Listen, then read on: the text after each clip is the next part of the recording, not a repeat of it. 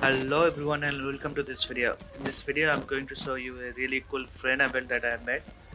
She is a really strong Descendant right now and she excels at clearing large group of enemies like that. So let's start by seeing her skills first.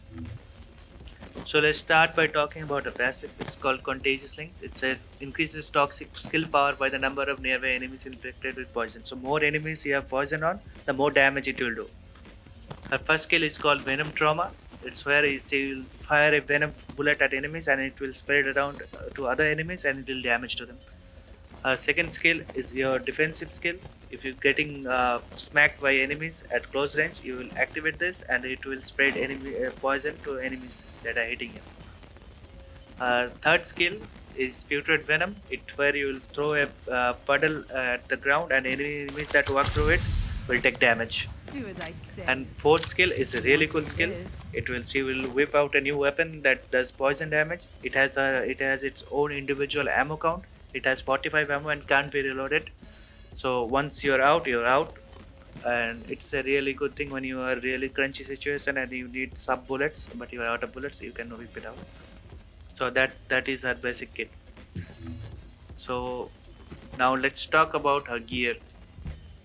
On the reactor you will want a toxic reactor that has a optimization condition of a weapon that you are already using, so you get an additional 140% skill power boost. Also on the skill power boost ratio you'll want something that will increase that take abilities and poison damage. So for me I really got a really good drop that gives both toxic and takes power kill boost.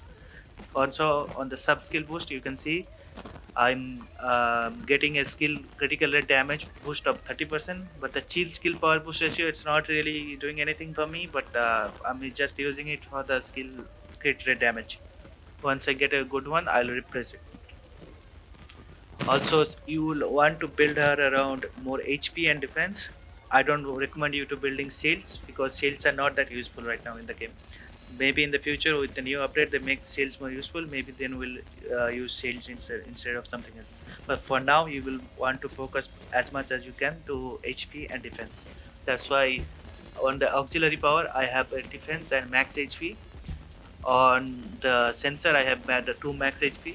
This could be better, but I haven't found a better one, so I'm using this one. On the memory I'm using both defense. I'm not using it for the set effect because it's electric, but I don't really care because it has really good defense, 2 defense stats, so I'm using it. Also on the processor I'm using defense. So that is her gear.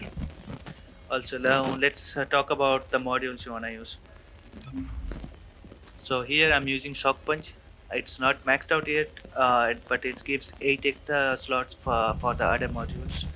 And increase HP you really need this for any edition in the matter, and also increase defense. For time distribution it's increases our skill cooldown a bit, but it really doesn't matter because he has really low cooldown anyway.